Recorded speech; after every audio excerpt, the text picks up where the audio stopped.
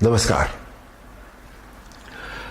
4 दिन पहले जब फिल्म आदिपुरुष का टीजर रिलीज हुआ तब से लेके अभी तक चारों तरफ एक हंगामा है, एक शोर है।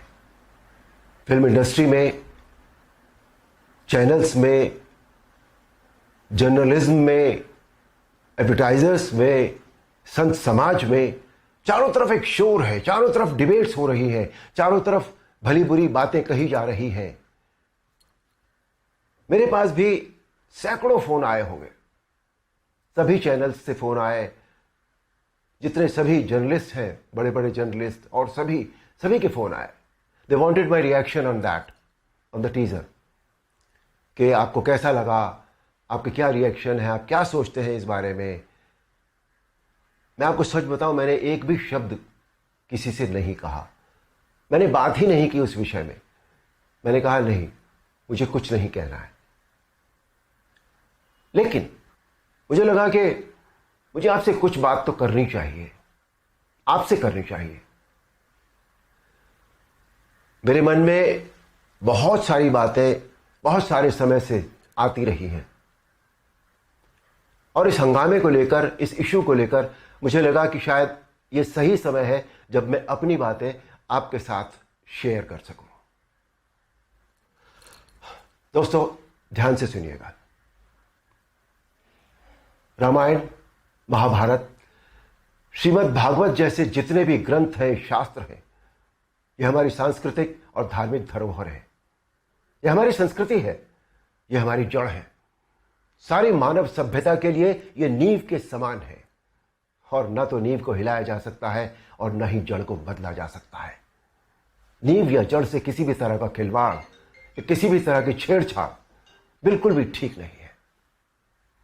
हमें इन शास्त्रों से संस्कार मिलते हैं, जीवन का आधार मिलता है। ये धरोहर ही हमें जीने की कला सिखाती है। हमारी संस्कृति विश्व की सबसे प्राचीन संस्कृति है। हमारी हर पीढ़ी इसे युगों युगों से आत्मसात करती आ रही है, जिसका सबसे बड़ा एग्जाम्पल है 2.5 साल पहले जब कोरोना आया था, तो कोरोना ने लोगों की धार्मिक भावनाओं को तब से लेकर आज तक और भी प्रबल कर दिया है।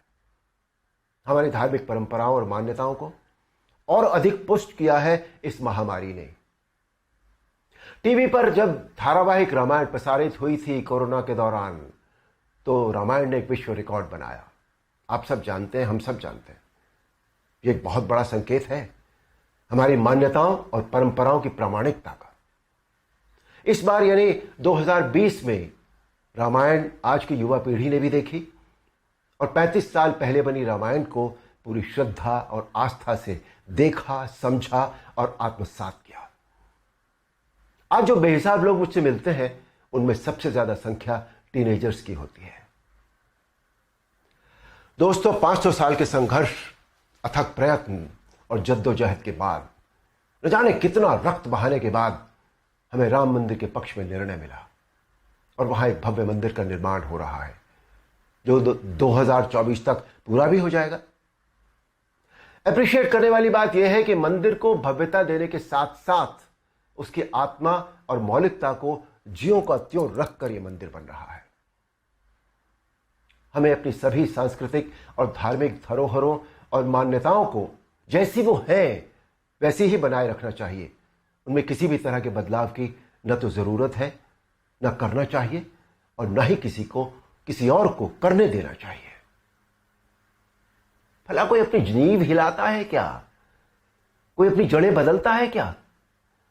हमारी इन धार्मिक सांस्कृतिक मान्यताओं और परंपराओं को किसी भी तरह का कोई नयापन देने की आवश्यकता नहीं है। देखिए, मेरा प्रयास और कर्म तो यही है कि मैं इस जनरेशन को और अगली पीढ़ी को भी वही सिखाऊं, वही बताऊं, वही दिखाऊं जो वास्तव में सत्य है, शाश्वत है और सनातन है। एक बात और सोचने वाली है, किसी और धर्म की परंपरा या मान्यता में जब किसी भी प्रकार का बदलाव या नयापन नहीं किया जाता, तो हमारी सनातन धर्म की मान्यताओं परंपराओं के साथ छेड़छाड़ आखिर क्यों? आजकल ये चलन सा बनता जा रहा है कि सनातन धर्म का मजाक बनाओ। देवी देवताओं के ऑब्जेक्शनेबल पोस्टर बनाओ, अभद्र भाषा में बोलता हुआ दिखाओ। आखिर किसने अधिकार दे दिया कि कोई हमारी धार्मिक आस्था से छेड़छाड़ करे या हमारी भावनाओं को ठेस पहुंचाए? कुछ फिल्म मेकर्स, कुछ राइटर्स, कुछ पेंटर्स, कुछ एक्टर्स, कुछ एडवर्टाइजर्स को इस बात का विशेष ध्यान रखना चाहिए कि वो क्रिएटिव लिबर्टी के नाम पर धर्म का मजाक न बनाए और न ही किसी की मान्यता या परंपरा को तोड़ मरोड़ कर प्रस्तुत करें। दोस्तों, ये किसी राजनीतिक पार्टी या धर्म के लिए नहीं, बल्कि पूरे देश के लिए एक स्वाभिमान बढ़ाने वाली बात है कि आज हमारे प्रधानमंत्री श्री नरेंद्र मोदी जी के नेतृत्व और कुशल मार्गदर्शन में देश के कोने कोने में सांस्कृतिक, धार्मिक और ऐतिहासिक धरोहरों को पुनः पहचान मिल रही है।